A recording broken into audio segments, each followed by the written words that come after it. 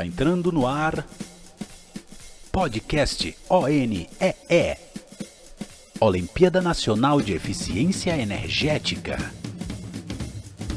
Vai começar seu podcast. O entrevistado de hoje é o engenheiro eletricista Patrickson Marinho Santos. Possui mestrado em Sistema de Energia pela Universidade Federal de Campina Grande, é professor do curso de Engenharia Elétrica da Universidade Federal do Maranhão, desempenha a função de engenheiro eletricista no Tribunal de Justiça e conselheiro da Câmara de Engenharia Elétrica do Conselho Regional de Engenharia e Arquitetura do Maranhão. Olá, professor, tudo bem? Todos os dias a gente usa a energia elétrica sem nem dar conta que está fazendo uso dela. Sabe me dizer alguns usos de energia elétrica no cotidiano? No momento em que você liga um botão, as coisas começam a acontecer. As luzes se acendem para permitir que você veja. O calor é gerado, então você pode cozinhar e se manter aquecido ou refrigerado. Toda uma gama de itens eletrônicos simplesmente funciona. Como um passe de mágica, a energia flui para sua casa e sua vida. Qual é o truque? A eletricidade é uma parte essencial da vida moderna e importante para a economia do Brasil. As pessoas usam a eletricidade para iluminação, aquecimento ou resfriamento de ambientes e refrigeração, e para operar aparelhos como computadores, eletrônicos, máquinas e sistemas de transporte público. Mas então, de onde vem essa energia que a gente usa nessas coisas? Como ela chega até a gente? A jornada da eletricidade até sua tomada é muito longa, mas ocorre a uma velocidade surpreendente. Não é mágica, não é ficção científica. É um processo passo a passo que explica muitas das dúvidas que surgem em relação ao setor elétrico. Na geração, a eletricidade é produzida em usinas capazes de extrair energia elétrica de fontes primárias de energia. Essas energias primárias podem ser renováveis, hídrica, eólica, solar, maré motriz, etc. Ou não renováveis, carvão, gás natural, petróleo, etc. As empresas que são proprietárias, total ou parcialmente, das várias centrais vendem a energia gerada a empresas que a fornecem comercialmente. Essa energia é, ainda na geração, levada às subestações elevadoras, que têm o papel de elevar a tensão elétrica para então entregar a energia ao sistema de transmissão. A elevação da tensão se faz necessário para diminuir a corrente elétrica no sistema de transmissão, diminuindo assim as perdas elétricas. O sistema de transmissão transporta a energia até subestações abaixadoras aos redores dos grandes centros de consumo. Essas subestações têm o objetivo de diminuir as tensões elétricas a níveis seguros para que possam ser entregues ao sistema de distribuição de energia que se encontram dentro dos centros de consumo, ou seja, dentro das cidades. Esse sistema que chega até a casa dos consumidores. A distribuidora de energia é quem são responsáveis por esse sistema. No Brasil, você não pode escolher sua distribuidora de eletricidade. É determinado por onde você mora. Ela é responsável por garantir que a eletricidade chegue à sua casa de forma adequada e se encarrega dos reparos quando necessário. É também a empresa que possui o seu medidor de eletricidade e envia as leituras dele.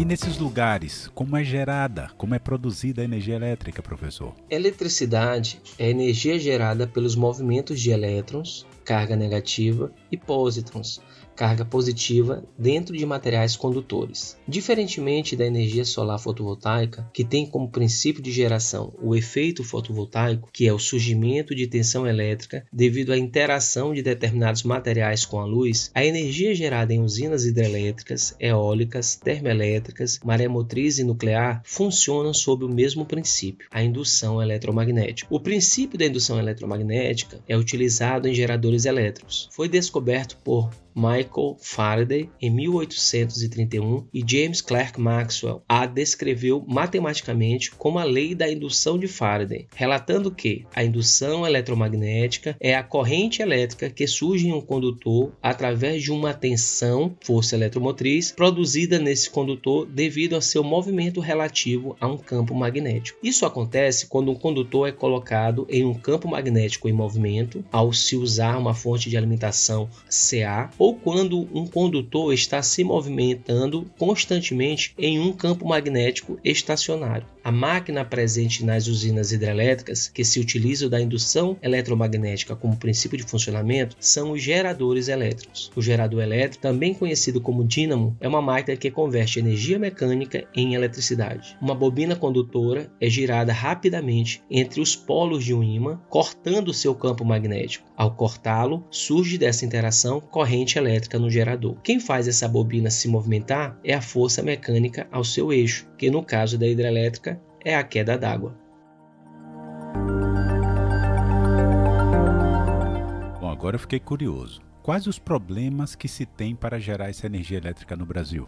Como mais de 50% da geração elétrica no país vem das fontes hidráulicas, nosso principal problema de geração atualmente deve-se à estiagem, ou seja, quando não ocorre precipitação suficiente nos períodos chuvosos para deixar os reservatórios das usinas com quantidade suficiente de água. Novos investimentos desaceleram devido às questões burocráticas, cobrança de outorgas em licitações e altos impostos praticados aqui, além de outros fatores técnicos, quais sejam o custo total elevado de uma usina hidrelétrica, a perda de energia elétrica durante a transmissão e a falta de investimento na manutenção das redes de energia. Uma boa solução é diversificar a matriz energética brasileira. A crescente participação das fontes renováveis, como eólica e solar, sinalizam que o país está no caminho certo. Entendi. Existem então outras maneiras de se produzir energia elétrica? Custa caro, professor? Sim.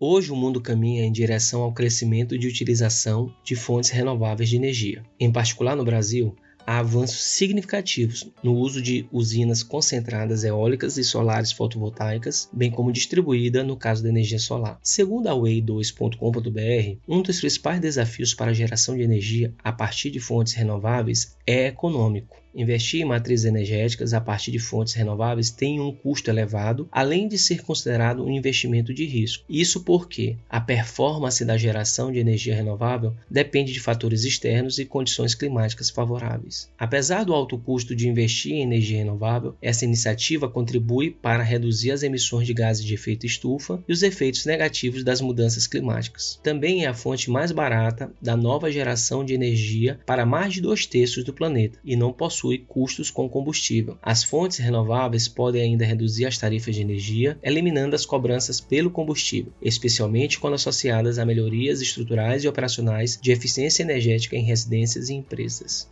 Professor Patrickson, eu mesmo posso produzir a minha energia elétrica? A lei permite que eu faça isso? Nós, consumidores residenciais, já podemos sim contribuir com a matriz de geração de energia elétrica brasileira através da instalação de geradores solares fotovoltaicos como geração distribuída, por exemplo. Geração distribuída é o termo dado à energia elétrica gerada no local de consumo ou próximo a ele, sendo válida para diversas fontes de energias renováveis, como a energia solar, eólica e hídrica. Em 2012, foi criada a Resolução Normativa 482 e aperfeiçoada pela Resolução Normativa 687 de 2015, que estabeleceu as condições regulatórias para a inserção de geração distribuída na matriz energética brasileira, apresentando as seguintes definições: microgeração distribuída, sistema de geração de energia renovável ou cogeração qualificada conectados à rede com potência de até 75 kW.